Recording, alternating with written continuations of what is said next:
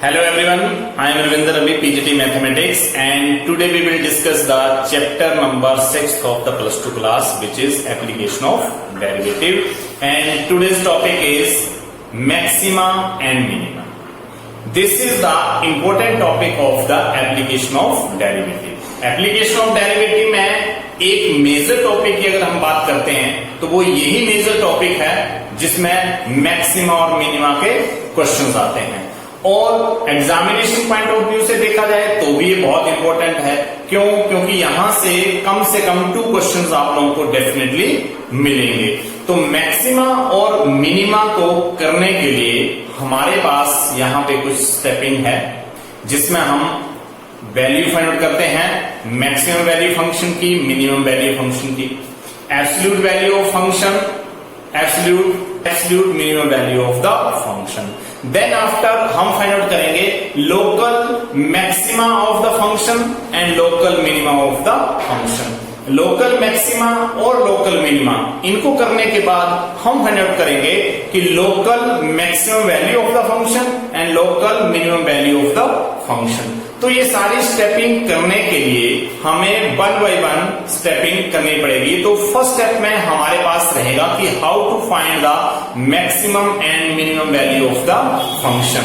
और ये क्वेश्चन हम बिना डेरिवेटिव के भी कर सकते हैं कि how to find the maximum and minimum value of the function without derivative. ये हमारा फर्स्ट स्टेप रहेगा। तो हम डिस्कस करने के लिए हम यहां पे स्टार्ट कर रहे हैं कि there are 3 steps. First step में क्या है कि maximum of function and minimum value of function. Maximum value of function and minimum value of function. और इन दोनों ही वैल्यूज को हम विदाउट डेरिवेटिव फाइंड आउट कर सकते हैं, विदाउट डेरिवेटिव। ये हमारा फर्स्ट टॉपिक रहेगा।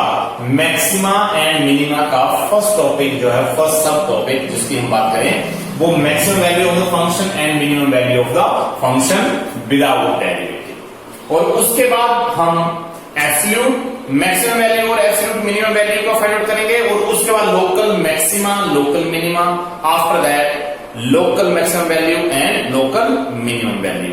तो एक बार के लिए तो हम यहां पे लिख रहे हैं। दूसरा है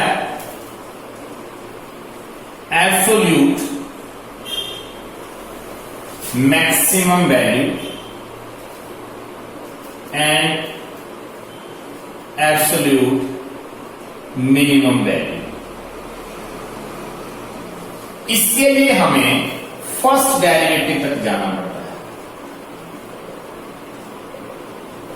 फर्स्ट डेरिवेटिव मतलब हमें फंक्शन का फर्स्ट डेरिवेटिव लेकर ये पार्ट करना है। इसको तो हम बाद में डिस्कस करेंगे, लेकिन हम इसको फर्स्ट डेरिवेटिव तक ले जाएंगे। और इसको हम फर्स्ट डेरिवेटिव टेस्ट के नाम से भी जान सकते हैं।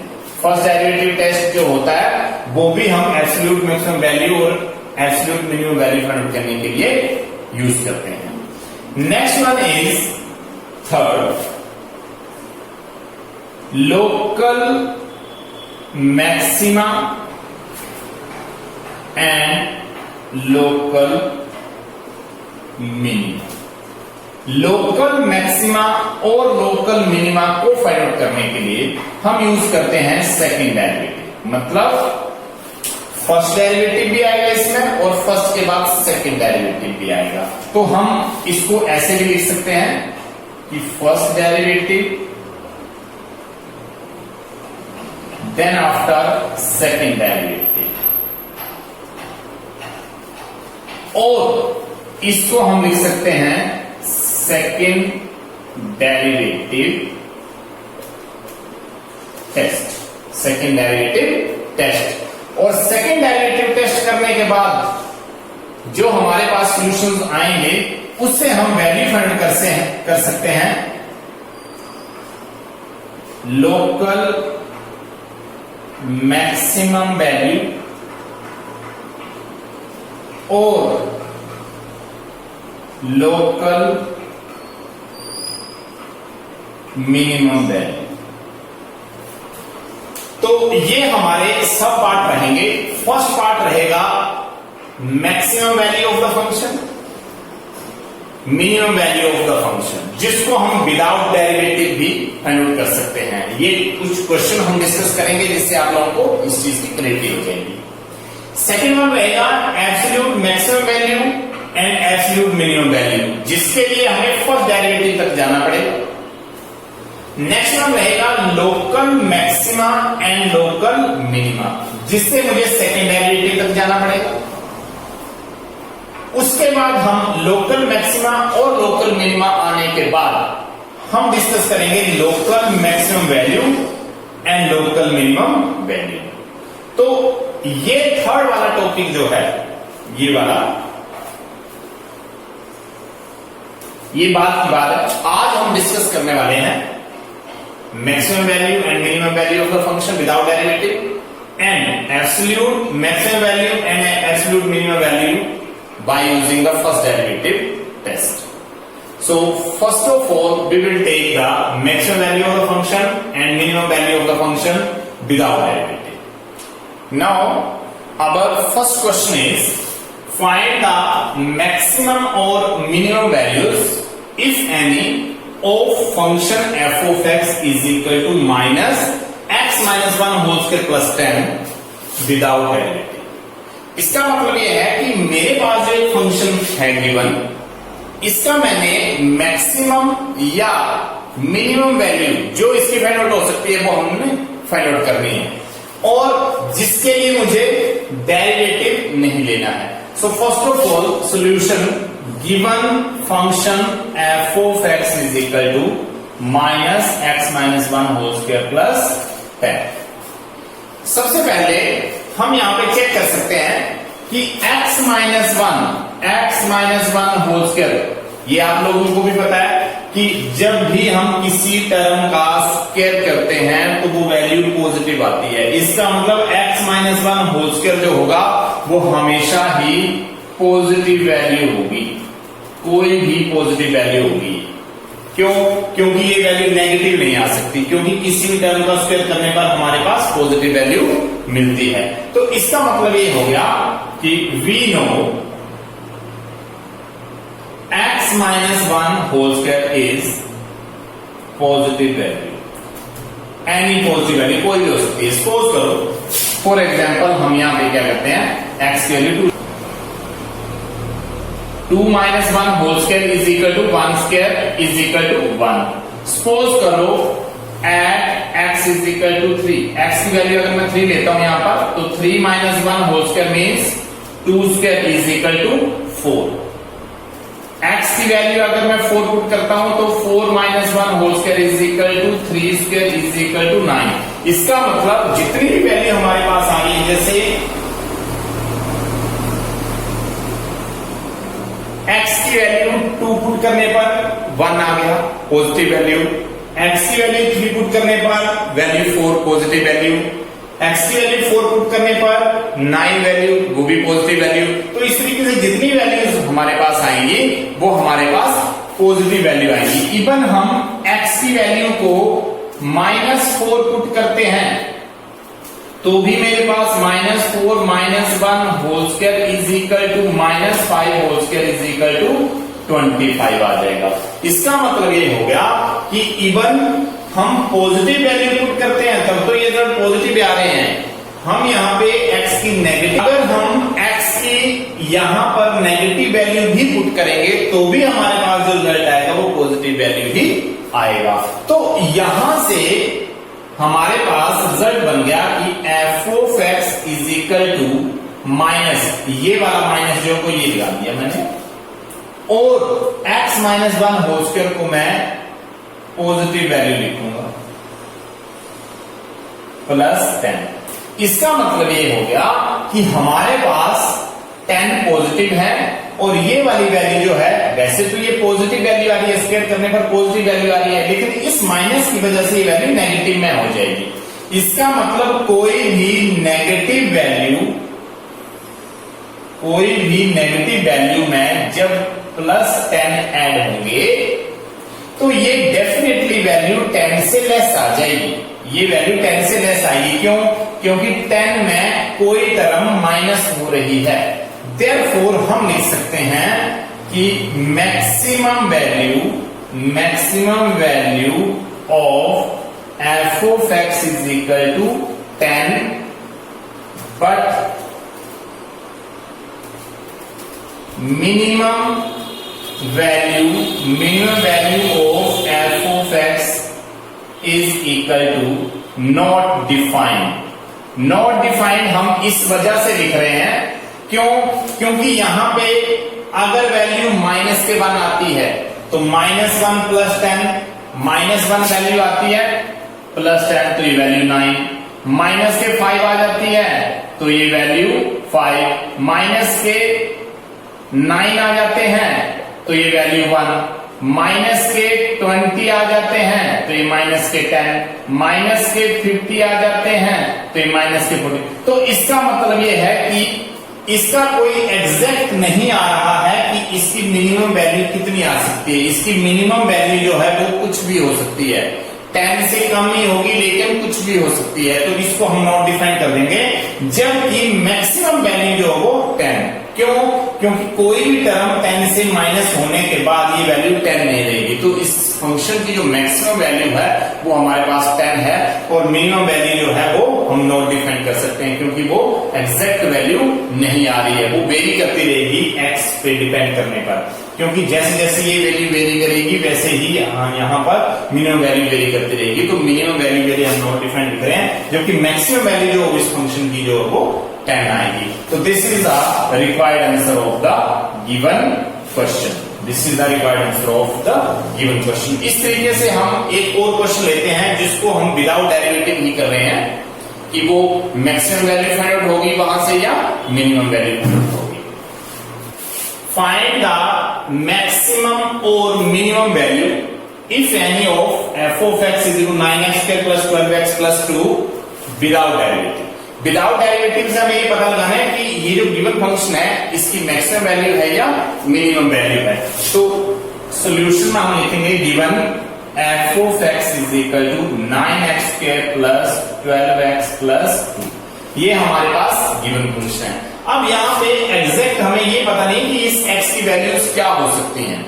तो यहाँ x स्क्वायर करने पर नेगेटिव पॉजिटिव वैल्यू का स्क्वायर करने पर ये वैल्यू तो पॉजिटिव आएगी, लेकिन 12x की नेगेटिव वैल्यू के लिए ये टर्म नेगेटिव हो जाएगी और x की पॉजिटिव वैल्यू के लिए टर्म पॉजिटिव हो जाएगी। तो इसको फाइंड आउट करने के लिए, एग्जैक्ट बनाने के लिए हम क्या करेंगे कि यहाँ पे एक परफेक्ट स्क्वायर की टर्म बनाएंगे। तो यहाँ पे हम लिख रहे हैं f of x is equal to 9 common ले सकते हैं कंप्लीटिंग स्क्वायर करने के लिए, क्योंकि हम परफेक्ट बना रहे हैं, प्लस 12/9x प्लस 2/9। मतलब मैंने इस फंक्शन से, इस पॉलिनोमियल से 9 को कॉमन ले लिया।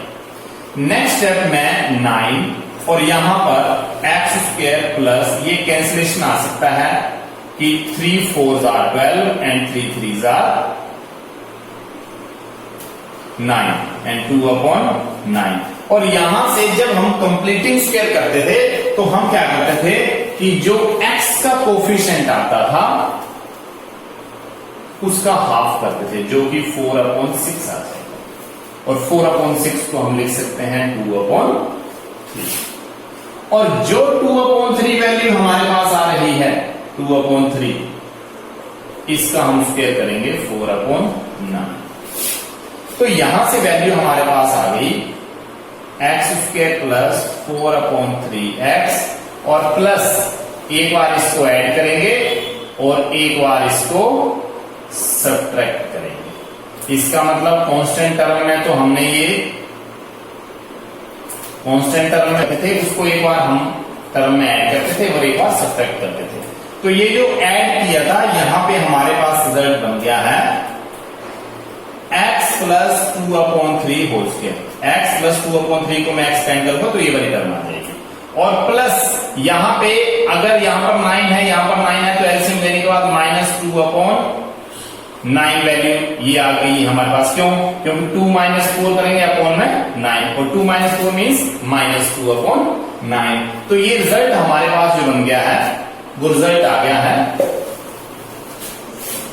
F of x is equal to 9 x plus 2/3 whole square और माइनस 2/9 तो यहां से अब हमारे पास जो फंक्शन बन गया है जिसमें एक फैक्टर x की टर्म जो स्क्वायर की फॉर्म में आ चुकी है x plus 2/3 whole square means ये फैक्टर हमेशा ही क्योंकि इस फैक्टर का स्क्वायर है तो ये फैक्टर सोल्व करने के बाद कोई भी पॉजिटिव वैल्यू देगा, ये वैल्यू और वो पॉजिटिव वैल्यू 9 के साथ मल्टीप्लाई करने के बाद एफ ऑफ एक्स जो बनेगा वो एक पॉजिटिव वैल्यू बनेगा और माइनस के 2/9 बनेगा।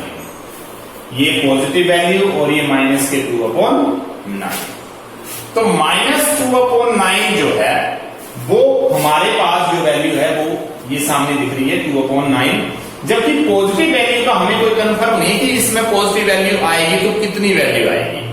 तो इसका मतलब ये है कि अगर इस टर्म में ये टर्म ऐड हो रही है, इस टर्म में ये टर्म ऐड हो रही है तो डेफिनेटली मिनिमम वैल्यू इतनी है, फंक्शन की मिनिमम वैल्यू और नेगेटिव। जब ये दोनों आपस में सोल्व होंगे तो डेफिनेटली या तो ये वैल्यू नेगेटिव रहेगी या तो पॉजिटिव, या तो 2/9 मतलब पॉजिटिव वैल्यू मिनिमम भी होगी तो 0 हो सकती है। ये पॉजिटिव वैल्यू अगर मिनिमम भी होगी तो 0 होगी, तो इसको 0 माइनस 2/9 होगी तो 0, क्योंकि 0 से छोटी वैल्यू तो पॉजिटिव होगी नहीं कोई। इसका मतलब ये वैल्यू अगर हम एक बार मान के 0 ले सकते हैं और माइनस 2/9 करें तो भी ये वैल्यू माइनस 2/9 बच रही है। मान लो ये वाली वैल्यू मैं एक बार के लिए ये पॉजिटिव वैल्यू 1 लेके चलता हूं और 1 माइनस 2/9 तो ये वैल्यू बनेगी 7/9। मान लो ये वैल्यू पॉजिटिव वैल्यू 2 आ जाती है तो 2 माइनस 2/9 ये बन जाएगा 18 माइनस 2 मीन 16/9। तो डेफिनेटली हमारे पास जो मिनिमम वैल्यू आ रही है वो माइनस 2/9 आ रही है, क्योंकि ये तो वैल्यू इंक्रीज होती जा रही है। 2/9 माइनस के कम है 7/9 से और 7/9 कम है 16/9 से। तो जैसे जैसे ये वैल्यू 1 2 3 4 बढ़ती जाएगी तो ये इंक्रीज होती जाएगी वैल्यू। तो इसका मतलब क्या है कि इस फंक्शन के रिलेशन में हम ये लिख सकते हैं कि इसकी जो मिनिमम वैल्यू है फंक्शन की, minimum value is equal to minus 2/9, लेकिन इसकी मैक्सिमम वैल्यू जो है, मैक्सिमम वैल्यू जिसको हम डिफाइन नहीं कर सकते, नॉट डिफाइन। क्यों? क्योंकि अगर इसकी वैल्यू 0 आ रही थी तो इसकी वैल्यू 2/9, अगर मैंने जब इसकी वैल्यू 1 पुट की तो इसकी वैल्यू 7/9 थी, अगर इसकी वैल्यू 2 पुट की तो ये सोल्व करके 16/9 बन गया। इसका मतलब वो इंक्रीज हो रही है, इसका मतलब वो हाईएस्ट में जा रही है। तो इसका मतलब मिनिमम वैल्यू जो है वो 2/9। क्यों? क्योंकि पॉजिटिव वैल्यू का अगर मिनिमम भी आया तो 0 आएगा, यहाँ पे 0 आएगा, 0 से लेस वैल्यू पॉजिटिव नहीं हो सकती। तो इसका मतलब माइनस 2/9 जो है वो इस फंक्शन का मिनिमम वैल्यू है और मैक्सिमम वैल्यू हम नॉट डिफाइंड लिख रहे हैं। तो ये कुछ क्वेश्चन है ऐसे, इस तरीके का हम एक और क्वेश्चन लेने वाले हैं जिससे बिना डेरिवेटिव के हम फाइंड आउट करेंगे कि इसकी मैक्सिमम वैल्यू और मिनिमम वैल्यू क्या है। Our next question is find the maximum or minimum values if any of f of x is equal to mod of sin 4x plus 3 without derivative. बिना derivative के हमें इस function का भी find out करना है कि इसकी मिनिमम वैल्यू क्या होगी और मैक्सिमम वैल्यू क्या होगी। तो सॉल्यूशन में हम लिखेंगे solution given function f of x जो है वो sin 4x plus 3 गिवन है। हमारे पास जो फंक्शन है वो sin 4x plus 3 whole mode. हम यहां पे लिख सकते हैं कि वी नो, ये हमें पता है कि साइन की रेंज क्या है, कि we know -1 less than sine theta less than और इक्वल टू 1। इसका मतलब साइन थीटा की हमेशा ही वैल्यू जो होगी -1 और 1 के बीच में रहती है। तो इंप्लाइज करके हम लिख सकते हैं कि -1 लेस देन और equal to sine x less than और इक्वल टू 1। इसको साइन एक्स की वैल्यू भी -1 और 1 के बीच में ही रहेगी। इंप्लाइज दैट -1 लेस और इक्वल टू साइन 4x। अगर साइन एक्स की वैल्यू -1 और 1 के बीच में है तो साइन 4x की वैल्यू भी -1 और 1 के बीच में ही रहेगी। इंप्लाइज दैट साइन 4x आ चुका है, अब मुझे +3 चाहिए। इसका मतलब मैं यहां पर साइन 4x +3 कर सकता हूं, तो मुझे लेफ्ट और राइट साइड दोनों ही +3 ऐड करने पड़ेंगे। मैंने क्या किया कि साइन 4x में मैंने 3 ऐड किए, तो ऑब्वियस सी बात है कि यहां अगर मैं 3 ऐड कर रहा हूं तो इक्वलिटी के लिए मुझे राइट साइड में भी और लेफ्ट साइड में भी 3 को ऐड करना पड़ेगा। Implies that -1 + 3 means 2 less than or equal to sin 4x plus 3 less than or equal to 1 plus 3 means 4। अब मुझे फंक्शन में mode of sin 4x plus 3 चाहिए, तो इसका मतलब मैं sin 4x plus 3 का मोड कर दूंगा और 4 का भी मोड कर देंगे और यहां 2 का भी मोड कर देंगे। तो जैसे मोड करेंगे 2 का मोड एज इट इज 2 रहेगा, लेस देन और equal to sin 4x plus 3 और मोड लेस देन और equal to 4 implies that 2 less than और equal to sin 4x plus 3 mod f of x value है। तो ये हमारे पास एक रिक्वायर्ड आंसर आ चुका है कि f of x जो है वो 2 के इक्वल है या 2 से ग्रेटर है, 4 के इक्वल है या 4 से लेस है। इसका मतलब ये है कि मैक्सिमम वैल्यू जो है इस फंक्शन की, maximum value of f of x is equal to 4 and minimum value जो है वो है 2। मिनिमम वैल्यू जो है वो 2 है and this is the required answer of the given question. तो ये कुछ ऐसे क्वेश्चन हैं जिसको आप लोग बिना डेरिवेटिव के ही फाइंड आउट कर सकते हैं और उन फंक्शन का मैक्सिमम वैल्यू और मिनिमम वैल्यू फाइंड आउट कर सकते हैं। अब हम डिस्कस करने वाले हैं next topic absolute maximum value and absolute minimum value, और इन वैल्यूज को फाइंड आउट करने के लिए हम फर्स्ट डेरिवेटिव टेस्ट में जाएंगे कि फंक्शन का पहले हम फर्स्ट डेरिवेटिव लेंगे और उसके बाद उसको प्रोसीड करेंगे।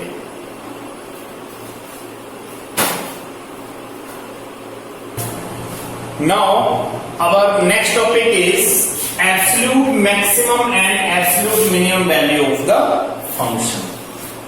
यहां पर हम फर्स्ट डेरिवेटिव का यूज करेंगे कि एब्सोल्यूट मैक्सिमम वैल्यू और absolute minimum value of the function find out करने के लिए हमें फर्स्ट डेरिवेटिव टेस्ट लेना है। इसका मतलब यह है कि जो हमारे पास गिवन फंक्शन होगा उसका हम सबसे पहले फर्स्ट डेरिवेटिव करेंगे और फर्स्ट डेरिवेटिव से हम उसको 0 से इक्वेट करने के बाद उसकी जीरोस फाइंड आउट करेंगे। मींस फर्स्ट डेरिवेटिव को हम इक्वल टू 0 करेंगे, वहां से x की कुछ वैल्यूज आ जाएंगी और उन वैल्यूज को 1 बाय 1 जब हम फंक्शन में पुट करेंगे तो हमारे पास कुछ रिजल्ट्स आ जाएंगे जिससे हमें मैक्सिमम और मिनिमम वैल्यूज का पता चल जाएगा और इन्हीं वैल्यूज को हम मैक्सिमम मिनिमम हम absolute maximum values and absolute minimum value कह सकेंगे जो कि given function. Absolute minimum values and absolute maximum values, इसके लिए जब हम क्वेश्चन करेंगे कैसे हम इन वैल्यूज को फाइंड आउट करेंगे फर्स्ट डेरिवेटिव की हेल्प से, तो उसके लिए जो हमारे पास कुछ वर्किंग रूल्स हैं, मतलब 2 या 3 या 4 स्टेप जो हमें फाइंड आउट करने हैं, उन फाइंड आउट करने वाले पॉइंट्स को हम यहाँ पे राइट डाउन करने वाले हैं। तो सबसे पहले वर्किंग रूल को लिखेंगे। फर्स्ट कि गिवन फंक्शन जो है, given function f of x, हमारे पास कोई given function f of x है जो कि a b इंटरवल में, मतलब इसकी जो डोमेन है वो इस इंटरवल में लाई करती है। अब हम क्या करेंगे, इसका नेक्स्ट स्टेप कि f डैश x, मतलब फर्स्ट स्टेप ये हो गया। सेकेंड स्टेप में हम क्या कर रहे हैं, कि एफ डैश एक्स ले रहे हैं। एफ डैश एक्स लेने का मतलब कि जो function F of x given था उसका हमने फर्स्ट डेरिवेटिव कर लिया। उसके बाद नेक्स्ट हम करेंगे कि put f dash x is equal to 0। F dash x को हमने 0 पुट कर दिया। 0 पुट करने के बाद हमारे पास एक्स की कुछ वैल्यूज आ जाएगी। जैसे हमने एफ डैश एक्स को 0 पुट किया, एक्स की कुछ वैल्यूज आ जाएंगी। हमने उनको रख लिया x1, x2, x3 up to. मान लो फंक्शन पे डिपेंड है, यहां जो फंक्शन आएगा उसका डेरिवेटिव होने के बाद जब वो 0 के इक्वल हो रहा है तो हो सकता है वो लीनियर पॉलिनोमियल की टर्म में हो तो 1 0 आ जाएगी, क्वाड्रेटिक में होगा तो 2 0 आ जाएगी, क्यूबिक में होगा तो 3 0 आ जाएगी। इस तरीके से आती रहेगी, वो डिपेंड करेगा क्वेश्चन कैसा है। इससे नेक्स्ट हम क्या करने वाले हैं कि जो ये x की वैल्यूज हैं, x की वैल्यू है x1, x2, x3 और ये जो a b है ये भी हमारे पास x की वैल्यू a है और x की वैल्यू b भी है। इसका मतलब ये है कि ये जो जितनी वैल्यूज हमारे पास आ गई हैं, मतलब ये फर्स्ट वैल्यू, ये सेकंड वैल्यू, ये थर्ड वैल्यू और ये fourth value up to so on, और ये लास्ट वैल्यू होगी जिसको सपोज करो मैं अभी तो मैं 5 लिख रहा हूं। मतलब मान लो यहां से 3 वैल्यूज मेरे पास आती है तो लास्ट वैल्यू भी ये होगी। क्यों? क्योंकि x1, x2, x3 all are belongs to AB। इसका मतलब हमारे पास ये जो रिजल्ट्स हैं वो ऐसे बन जाएंगे कि A फर्स्ट वैल्यू है इनिशियल, उसके बाद x की x1 वैल्यू है, x की x2 वैल्यू है, x3 वैल्यू है और ये जो लास्ट में वैल्यू है ये B। इसका मतलब ये है कि जो x वैल्यूज निकल रही हैं वो डेफिनेटली इस इंटरवल में लाई करेंगी, इस इंटरवल में लाई करेंगी। और अगर कोई वैल्यू यहां x की कोई ऐसी वैल्यू आती है जो इस इंटरवल में लाई नहीं करती है तो उसको हम रिजेक्ट कर सकते हैं। सपोज आप लोगों के पास 4 to 10 वैल्यू है, यहां 4 to 10 वैल्यू मतलब इंटरवल जो है वो 4 से लेकर 10 के बीच में है और यहां से x की वैल्यू जो आ रही है, x की वैल्यू है एक है 6, एक है 7, एक है 11। तो हम क्या करेंगे कि इस 11 वाली वैल्यू को कट कर देंगे, इस वैल्यू को हम नहीं लेंगे। क्यों? क्योंकि 6 और 7 जो है वो 4 और 10 के बीच में लाई करती है। तो इसका मतलब इसका फर्स्ट वैल्यू आएगा 4, फिर आएगा 6, फिर आएगा 7, फिर आएगा 10। तो ये 4 वैल्यू है जो कि लाई करेंगी। जो 11 वैल्यू है वो हमने नहीं लेनी है क्योंकि 11 जो है वो गिवन इंटरवल में लाई नहीं कर रहा है। तो यहां पे x की जितनी वैल्यूज आएंगी वो हमारे पास ये आ जाएगी। ये वैल्यू आने के बाद हमने क्या करना है, हमने इन वैल्यूज को 1 by 1 इस फंक्शन f of x में रखना है। Therefore f of a फिर एक वैल्यू आएगी, f of x1 फिर एक वैल्यू आएगी, f of x2 फिर एक वैल्यू आएगी, f of x3 फिर एक वैल्यू आएगी, फिर f of b फिर एक वैल्यू आएगी।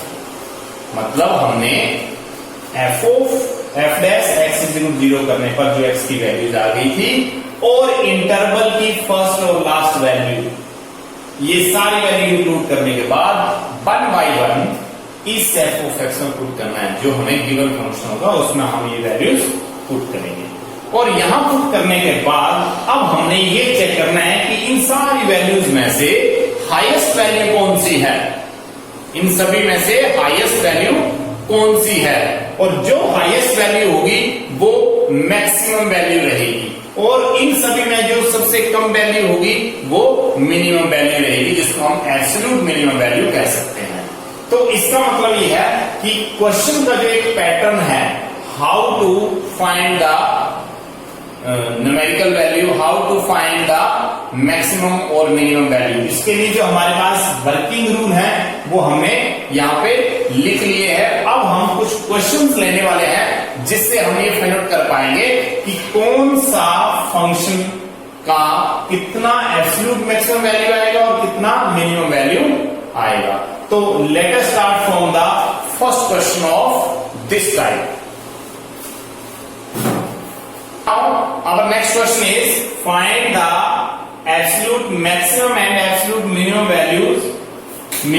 values of f of x where f of x is equal to 4x minus 1 upon 2 into x square comma x belongs to minus 2 to 9 upon 2।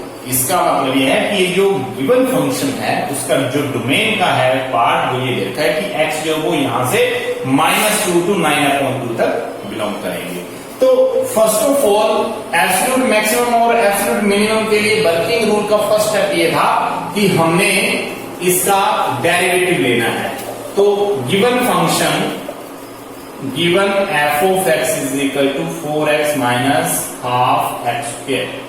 Now derivative with respect to x, f dash x जैसे करेंगे 4x का derivative 4 आएगा -1/2 into x square का derivative 2x आएगा जिससे 2 और 2 cut हो जाएंगे और 4 माइनस x वैल्यू आ जाएगी f dash x जो है वो हमारे पास फर्स्ट डेरिवेटिव आ चुका है। नाउ टू फाइंड मैक्सिमम और मिनिमम वैल्यू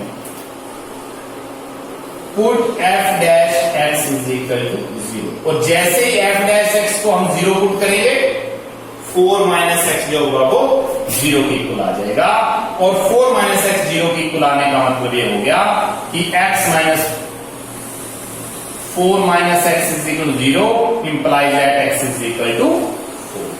x की वैल्यू जो है वो 4 आ चुकी है और definitely x is equal to 4 belongs to -2 to 9/2। मैंने अभी आप लोगों को बताया था कि जो x की वैल्यू आएगी वो डेफिनेटली इस इंटरवल के बीच में होनी चाहिए। Therefore x की वैल्यू जो है वो 4 आ चुकी है, इनिशियल वैल्यू x की -2 है, फाइनल वैल्यू 9/2 है। Means there are 3 values.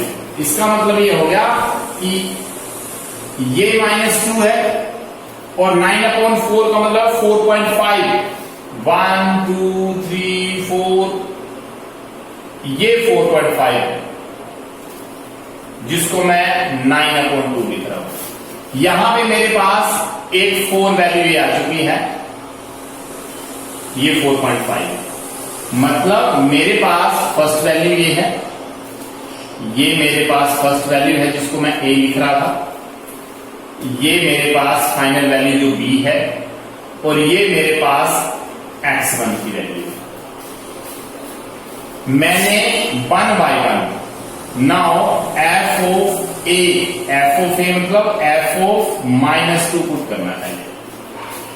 मैंने गिवन फंक्शन में f of a मतलब इंटरवल का फर्स्ट वैल्यू -2 पुट करना है तो मेरे पास रिजल्ट आएगा 4 इंटू -2 -1/2 और -2 whole square.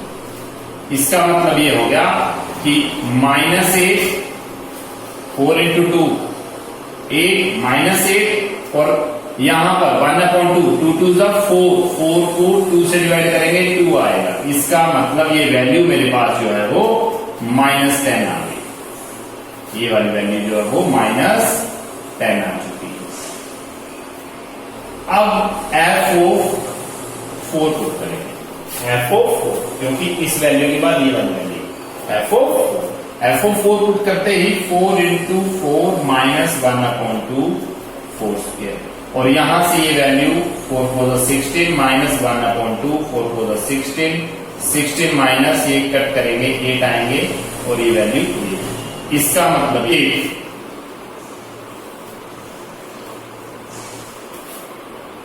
implies that f of 4 is equal to 8. This is the second value. This is the second value. And now f of 9/2. अब हम लास्ट वैल्यू पुट करने वाले हैं 9/2। 9/2 जैसे हम पुट करेंगे 4 into 9/2 minus 1/2 9/2 whole square. It can be written as 2 1 2 2 2 4. Cancel करने के बाद ये बन गया 18 1/2 and 9 9 81/4. Now it can be written as 18 minus 81/8. जैसे हम इसका एलसीएम लेंगे हमारे पास 8 एलसीएम आ जाएगा। 8 into 18 करेंगे 144 आएगा माइनस के 81 और 4 minus 1 means 3 14 minus 8 means 63/8 और 63/8 को कैंसिल करेंगे तो 7.8 8 7 are 56 प्लस 7 63 70/8 करेंगे 8 8 तो 64 60 एंड 8 7 समथिंग वैल्यू आ जाएगी आप लोगों के पास। f of 9/2 की समथिंग वैल्यू जो है वो ये आ जाएगी। तो इसका मतलब ये है कि हमारे पास 3 वैल्यूज आ गई हैं। एक वैल्यू ये है, दूसरी वैल्यू ये है और तीसरी वैल्यू हमारे पास ये है। तो इन तीनों ही वैल्यू में जो मैक्सिमम वैल्यू मुझे मिल रही है वो 8 मिल रही है। मैक्सिमम वैल्यू जो है वो 8 मिल रही है और मिनिमम वैल्यू इसमें मिल रही है मुझे माइनस के 10। तो मैं यहां से लिख सकता हूं कि एब्सोल्यूट, मैं यहां से लिख सकता हूं कि absolute maximum value is equal to 8 at x is equal to 4 and absolute minimum value is equal to minus 10 at x is equal to minus 2। तो इस तरीके से हम एब्सोल्यूट मैक्सिमम वैल्यू और मिनिमम वैल्यू फाइंड आउट कर सकते हैं by this working rule. ये वर्किंग रूल अप्लाई करने के बाद हमारे पास एग्जैक्टली वैल्यूज आ जाएंगी। तो इससे नेक्स्ट एक और एग्जांपल हम लेने वाले हैं एब्सोल्यूट मैक्सिमम वैल्यू का और मिनिमम वैल्यू का कि कैसे हम फाइंड आउट कर रहे हैं। Now our next question is find the absolute maximum and minimum value of the function and where function is f of x is equal to sin x square minus cos x where x belongs to 0 to pi। हमें find out करना है इस function की absolute maximum value and absolute minimum value. So first of all solution, given function given f of x is equal to sin square x minus cos x, comma x belongs to 0 to pi। First of all derivative of x, जैसे को मैं लिखूंगा 2 sin x and sin x का derivative cos x minus cos x का derivative minus sin x। Now it can be written as 2 sin x cos x minus minus plus sin x f dash x। Now to find maximum or minimum value f dash x को हम 0 के equal equate करेंगे और जैसे इसको 0 के equal करेंगे हमारे पास रिजल्ट आएगा 2 sin x cos x 2 sin x cos x plus sin x is equal to 0 और जैसे 0 करेंगे यहां पे sin x common 2 cos x plus 1 is equal to 0। यहां से हमारे पास ये रिजल्ट आ गया। अब जैसे ही हम sin x 2 cos x plus 1 को 0 करेंगे रिजल्ट आएगा sin x is equal to 0 and 2 cos x plus 1 is equal to 0। तो sin x is equal to 0 का मतलब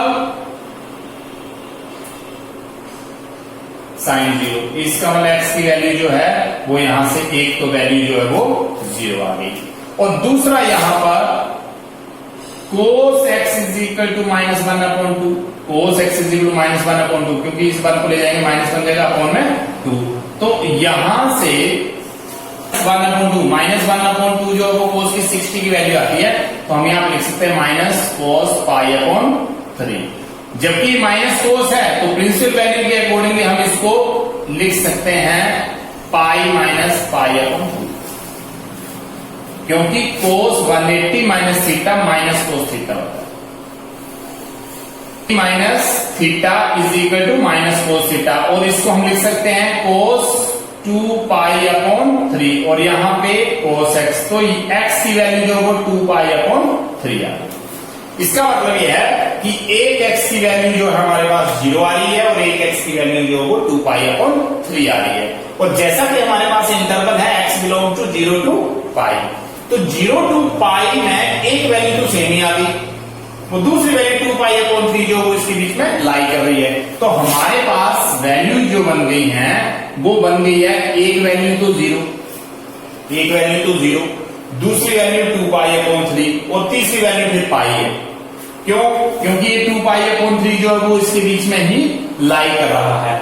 तो मैं 1 by 1 इन वैल्यूज को, एक वैल्यू x है, x इज इक्वल 0 है, एक वैल्यू 2π/3 है और एक x की वैल्यू पाई है, इन तीनों ही वैल्यूज को मैं 1 by 1 रखूंगा f(x) में। और जैसे मैंने 0 रखा तो मेरे पास रिजल्ट आ गया sin स्क्वायर 0 माइनस cos 0। तो यहां sin स्क्वायर 0, इसका मतलब 0 माइनस cos 0 मतलब 1 माइनस 1, इसका मतलब माइनस 1। f(0) जो है वो वैल्यू -1 आ गई। अगर मैं 0 पुट करता हूं तो f(x) की वैल्यू जो वो -1 आ गई है। नाउ सेकेंड वैल्यू x की वैल्यू जो वो 2π/3, तो यहां से वैल्यू रखेंगे sin स्क्वायर 2π/3 और माइनस cos 2π/3। तो यहां से वैल्यू जो आएगी sin 2π/3 whole square minus cos 2π/3, और जहां 2π/3 की बात है 2 मल्टीप्लाई का 80/3 60, इसका मतलब 120 वैल्यू है ये 120 वैल्यू। तो sin 120 degree whole square minus cos 120। तो यहां से हम एक और रिजल्ट अप्लाई करेंगे कि sin 120 की जो वैल्यू है sin 180 माइनस 60 करेंगे, और माइनस यहां पे cos 180 माइनस 60। तो यहां से मेरे पास रिजल्ट आएगा sin 180 minus theta sin theta, ये sin 60 डिग्री ही रहेगा, और माइनस cos 180 माइनस थीटा, ये वैल्यू जो होगी वो माइनस cos 60 की वैल्यू आएगी। तो sin 60 की वैल्यू जो है वो √3/2 होल स्क्वायर आ जाएगी, और cos 60 की वैल्यू जो है 1/2 आ जाएगी। तो ये 3/4 माइनस प्लस 1/2 कैंसिल करने के बाद ये वैल्यू 4, और ये 3 plus 2 to the 4, 2 to the 4 means 2 1 2, इसका मतलब 5/4, जिसको मैं लिख सकता हूं 1.25। तो ये मेरे पास सेकंड वैल्यू आ गई है। अब मुझे थर्ड वैल्यू फाइंड आउट करनी है इसकी थर्ड वैल्यू फाइंड आउट करेंगे। इसकी थर्ड वैल्यू फाइंड आउट करने के लिए मुझे लिखना पड़ेगा f(π) मतलब sin square pi minus cos पाई। तो sin स्क्वायर पाई, sin पाई की वैल्यू होती है 0 माइनस cos पाई की वैल्यू होती है -1, इसका मतलब प्लस का 1 f(π). तो ये हमारे पास थर्ड वैल्यू आ गई है। ये हमारे पास सेकंड वैल्यू है f(2π/3), जिसकी वैल्यू ये आ रही है। तो इसका मतलब ये है कि हमारे पास इसमें सबसे कम वैल्यू जो वो -1 है, और सबसे ज्यादा वैल्यू जो है वो 1.25 है। तो हम लिख सकते हैं कि absolute maximum value is equal to 1.25 at x is equal to 2π/3 and absolute minimum value is equal to यहां पे ये -1 at x is equal to 0। इसका मतलब ये हमारे पास मैक्सिमम वैल्यू आ गई और ये हमारे पास मिनिमम वैल्यू आ गई and this is the required answer of the given question. तो इस तरीके से बहुत सारे क्वेश्चन आप लोगों की बुक में अब मिलेंगे जिसमें एब्सोल्यूट मैक्सिमम वैल्यू फाइंड करनी है और एब्सोल्यूट मिनिमम वैल्यू फाइंड करनी है, और कुछ क्वेश्चन ऐसे मिलेंगे जिसको मैक्सिमम वैल्यू फाइंड करने वाले होंगे और मिनिमम वैल्यू फाइंड करने वाले होंगे जिनको बिना डेरिवेटिव के करना है। तो ये दोनों ही टाइप आप लोग अब अच्छे तरीके से कर सकते हो और मैक्सिमम अंडरस्टैंडिंग के साथ इन क्वेश्चन को सॉल्व कर सकते हो। और हमारा जो थर्ड टॉपिक है जो कि मैक्सिमा और मिनिमा का है, local maxima and local minima and local maximum value and local minimum value. तो ये टॉपिक जो होगा वो हमारा नेक्स्ट वीडियो में हो पाएगा, मतलब आज के लेक्चर में ये वाला टॉपिक नहीं होगा। ये करने के लिए हमें नेक्स्ट वीडियो में जाना पड़ेगा जिससे हमें इस चीज की क्लैरिटी हो जाएगी कि how to find the local maxima and local minima, local maximum value and local minimum value. तो इस वीडियो में 2 स्टेप हमने किए हैं। फर्स्ट स्टेप था कि how to find the maximum value and minimum value without derivative and absolute maximum value and absolute minimum value by using the first derivative test, और second derivative test और local minima के लिए, local maxima के लिए हमें next video को cover करना पड़ेगा, उसमें आप लोग ये सारी चीजें समझ पाएंगे। Thank you.